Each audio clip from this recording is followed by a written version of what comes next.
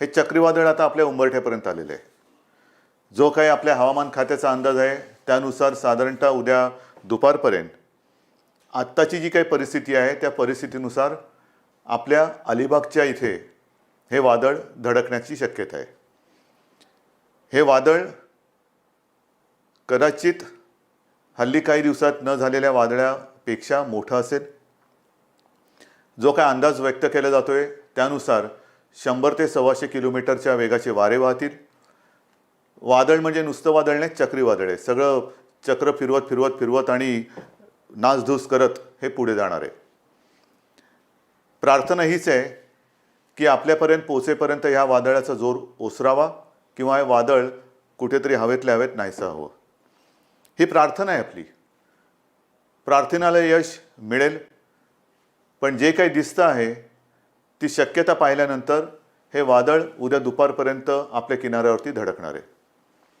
साधारणतः आपला जो पूर्ण किनारपट्टा आहे या किनारपट्ट्यावरती आणि साहजिकच आहे त्याच्या त्या परिघामध्ये व्यासामध्ये ज्या ज्या काही गोष्टी जे भाग येतील तेवढ्या सगळ्या भागांवरती हे परिणाम करणार आहे. आपण सज्ज आहोतच. आर्मी, नेव्ही, एअरफोर्स या सगळ्यांना आपण सज्ज राहण्याचे इशारे दिलेले आहेत. त्याप्रमाणे आपण तुकड्या त्यांच्या म्हणजे NDRFच्या 15 तुकड्या, SDRFच्या 4 तुकड्या असे एकूण 19 तुकड्या जिथे जिथे आवश्यकता आहे तिथे आपण तैनात केलेल्या आहेत. अतिरिक्त मदत म्हणून आणखीनही 5 तुकड्या आपण तशा तयारीत ठेवल्यात. त्याचबरोबरीने काल आपल्या देशाचे गृहमंत्री अमित शाह यांनी एक व्हिडिओ कॉन्फरन्स केली. त्यातही त्यांनी एकूण आढावा घेतला, एक कल्पना दिली आणि त्या बैठकीतही त्यांनी सांगितलं की ज्या वेळेला तुम्हाला काही गरज वाटली तुम्ही अवश्य सांगा. केंद्र सरकार पूर्ण ताकदीनिशी आपल्यासोबत आहे. थोड्या वेळापूर्वी आपल्या देशाच्या पंतप्रधानांचा फोन आला होता, माननीय नरेंद्र मोदीजींचा फोन आला होता. त्यांनी सांगितलं आहे की तुम्ही तयारी तर केलेली आहे पण केंद्र सरकारसुद्धा तुमच्यासोबत आहे, त्याच्यामुळे ती काळजी तुम्ही करू नका. आता महत्त्वाचा मुद्दा म्हणजे हे जे काय वादळ येणार आहे किंबहुना धडकणार आहे या वादळाचा एकूण प्रभाव बघितल्यानंतर 3 तारखेपासून आपण सुरुवात करणार होतो पुनश्च हरिओम. मी पुन्हा एकदा आपल्याला विनंती करतोय की विशेषतः हा जो काही आपला किनारपट्टा आहे तिथे उद्या आणि परवा 2 दिवस हे महत्त्वाचे आहेत. दोन्ही दिवस आपण घरामध्येच राहणं हे हिताचं आहे. जी काही कार्यालयं सुरू झालेली असतील, उद्योग, इतर काही गोष्टी सुरू झालेल्या असतील त्या गोष्टी उद्या आणि परवा बंद राहतील. कोणी घराबाहेर पडू नका. घराबाहेर न पडणं ह्यात आपलं हित आहे. एकूणच आपण जी काही तयारी केली आहे ती तयारी मनुष्यहानी किंवा प्राणहानी कमीत कमी व्हावी किंवा होच नये अशा पद्धतीने केलेली आहे. किनारपट्ट्यातील सर्व मच्छीमारांना संपर्क झालेला आहे. पालघरमधील सुद्धा काही मच्छीमार आज दुपारपर्यंत संपर्कात नव्हते पण त्यांनाही संपर्क झाला आहे आणि त्यांनाही वेळेमध्ये परत आणण्याचा आपला पूर्ण प्रयत्न आहे आणि ते सगळे वेळेमध्ये परततील. सगळे मच्छीमार घरोघरी परतलेले आहेत. पुढचे 2 दिवस तर समुद्रात जायचं नाहीच. त्याच्यानंतर सुद्धा आपण बघूया हे कसं कसं कुठे पुढे प्रवास करत जाते. हे करताना मला असं वाटतं की काही गोष्टींची खबरदारी आपण घेणं गरजेचं आहे. हा जो काही किनारपट्टा आहे त्याच्यात अलिबागच्या इथे जरी हे वादळ धडकण्याची आज शक्यता असली तरी मुंबईपासून थेट सिंधुदुर्ग आणि पालघरपर्यंत सर्वांनी काळजी घ्यायची. आणि हे वादळ सरळ धडकल्यानंतर किनारपट्टीवर धडकल्यानंतर पुन्हा आपल्या प्रदेशामध्ये भूभागामध्ये कसं पुढे जात जाणार आहे त्याची दिशा तेच ठरवणार आहे. आणि म्हणून आपल्याला सगळ्यांनाच सावध राहण्याची गरज आहे. मी आपल्याला विनंती करतोय की खास करून ग्रामीण भाग काय किंबहुना शहरी भाग काय, आपल्या घराच्या आजूबाजूला आपल्या ज्या काही गोष्टी अशाच इकडे तिकडे पडलेल्या असतील, सुट्या पडलेल्या असतील, त्या एकतर घरामध्ये आणून ठेवा किंवा जिथल्या तिथे व्यवस्थित बांधून ठेवा की जेणेकरून त्या वाऱ्याच्या प्रभावाने त्या उडणार नाहीत आणि इकडे तिकडे आणखीन कोणाला इजा करणार नाहीत, कुठे काही धोका होणार नाही. वादळ म्हटल्यानंतर पाऊस आलाच, मुसळधार पाऊस पण पडणार आहे. हा पाऊस पडल्यानंतर अनेक ठिकाणी पूरसदृश्य परिस्थिती होऊ नये, पण भरपूर पाऊस पडल्यानंतर कदाचित आपल्याला काही ठिकाणचा वीज प्रवाह किंबहुना विजेचा जो काही प्रवाहच तो खंडित करावा लागेल. त्याहीपेक्षा मी आपल्याला सांगतो की जिथे जिथे आवश्यक नसेल तिथे विजेची उपकरणं वापरू नका. पाऊस आणि वादळ सुरू झाल्यानंतर अनावश्यक विजेची उपकरणं वापरू नका. आपल्याकडे घरी ज्या ज्या काही आवश्यक असणाऱ्या गोष्टी असतील, ज्या बॅटरीवरती चालणाऱ्या असतील, त्या चार्ज करून ठेवा. मग त्याच्यात फोन असतील, इमर्जन्सी लाईट असतील, इतर काही उपकरणं असतील, ही चार्ज करून ठेवा की जेणेकरून आपल्याला वादळ आल्यानंतर समजा जर का वीज पुरवठा खंडित करावा लागला किंवा खंडित झाला तर आपली कुठे अडचण येता कामा नये. आपली औषधं जागेवर ठेवा, कारण कोरोना आहे, ते पण एक संकट आहेच. एकामागोमाग एक संकट येतं आहे. परीक्षा आपली अंतिम वर्षाची परीक्षेबद्दल आपण निर्णय घेतला तरी निसर्ग काय आपली परीक्षा घेण्याचं सोडत नाही आहे. पण या परीक्षेमध्ये आपण पूर्ण ताकदीने सामोरं जाऊन त्यातून बाहेर पडायचं आहे.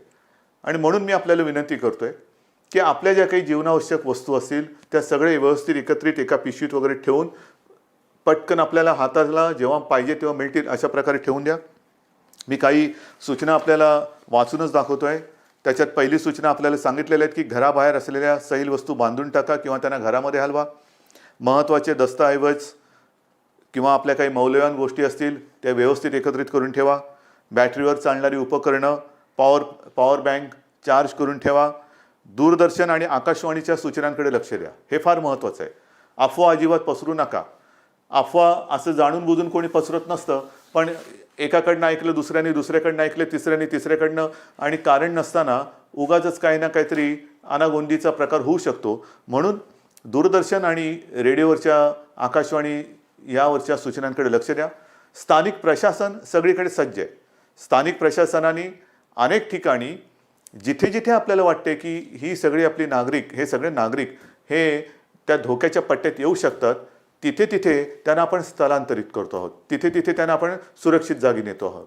आणि मला एका गोष्टीचं समाधान आहे की प्रशासन दक्ष आहे, प्रशासन जबाबदारी घेतं आहे आणि नागरिकसुद्धा त्यांना सहकार्य करत आहे. नागरिकांनो, मी तुम्हाला सगळ्यांना विनंती करतो आहे की प्रशासन आपली जबाबदारी घेतं आहे. ज्या ज्या गोष्टी प्रशासन सांगेल त्याला पूर्णपणे सहकार्य करा. प्रशासन आपल्या सोबत आहे. आपल्याला वेळेमध्ये सुरक्षित जागी हलवण्याची जर कुठे वेळ असेल तर प्रशासन सांगेल त्या सूचनांकडे लक्ष द्या आणि त्याचं पालन करा. आपलं घर म्हणजे खास करून मी ग्रामीण भागात सांगतोय आणि शहरी भागामध्ये सुद्धा समजा झोपड्या असतील, काही असेल तर कच्चं नसेल किंवा झोपडी नसेल तर आपला एक भाग घरातला आपत्कालीन एक भाग म्हणून करून ठेवा की जिथे समजा सोसाट्याचा वारा आला तर आपण सुरक्षित राहू शकू. त्याचबरोबरीने जिथे मोठे छप्पर म्हणजे तात्पुरत्या आपण काही गोष्टी बांधतो, शेड बांधलेली आहे, त्या शेडमध्ये जाऊ नका. याचं कारण असं की ती तात्पुरती आहे वास्तू.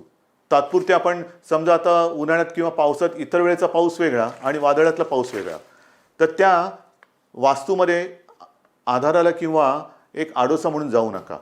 जसं एक उदाहरण म्हणून मी सांगतो, मी काही गेल्या 1-2 वेळेच्या माझ्या फेसबुक लाईव्हमध्ये आपल्याला कल्पना दिलेली आहे की आपण राज्यामध्ये कोरोनापासून उपचार करण्यासाठी, कोरोनावरती उपचार करण्यासाठी जशा काही जम्बो फॅसिलिटीज केलेल्या आहेत, फील्ड हॉस्पिटल ज्यांना म्हणतो, त्याच्यामध्ये ह्या बांद्रा कुर्ला कॉम्प्लेक्समध्ये एक मोठं 1000 रुग्णशय्यांचं एक आपण हॉस्पिटल तयार केलेलं आहे.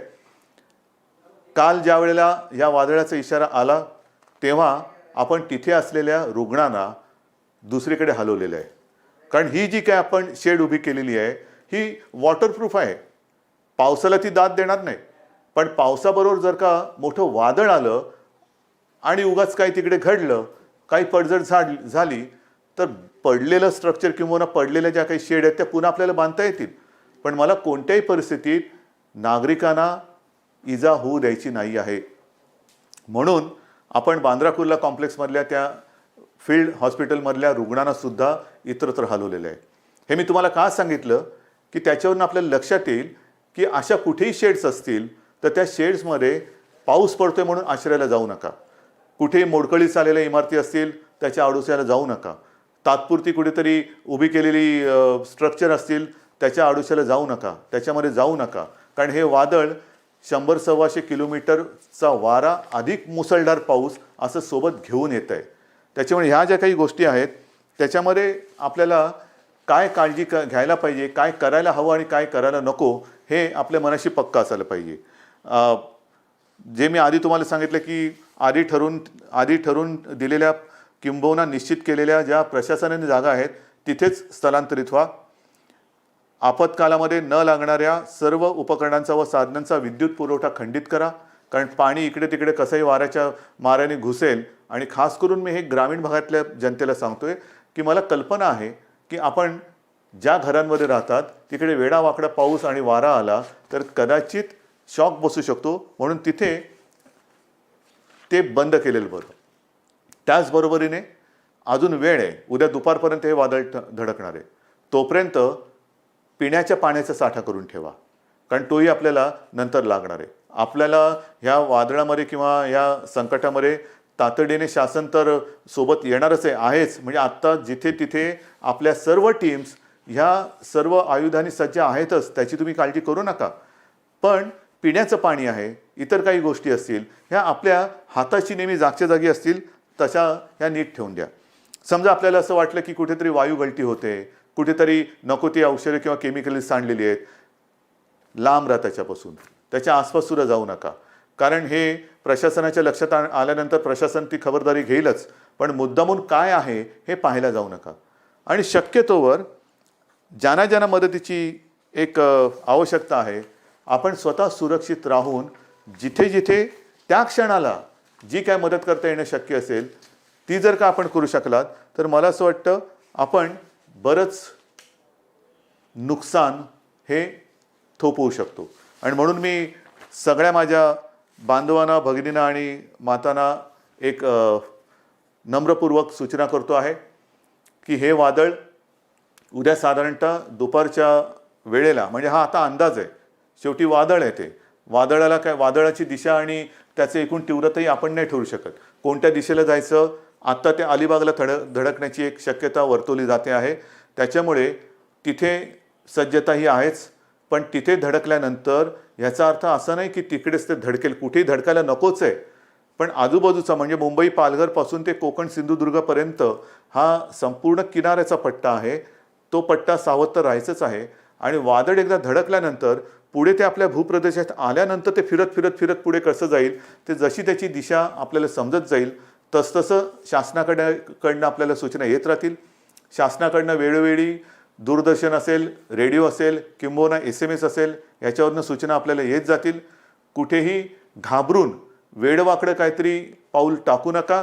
अत्यंत मजबूतीने जसं आपण कोरोनाचं संकट हे धैर्याने रोखून धरले आणि आता ते परतवण्याच्या मागे आहोत, तसंच हे संकटसुद्धा आपण थोपवून त्यातून सुद्धा सही सलामत नक्कीच बाहेर पडू, हा मला आत्मविश्वास आहे.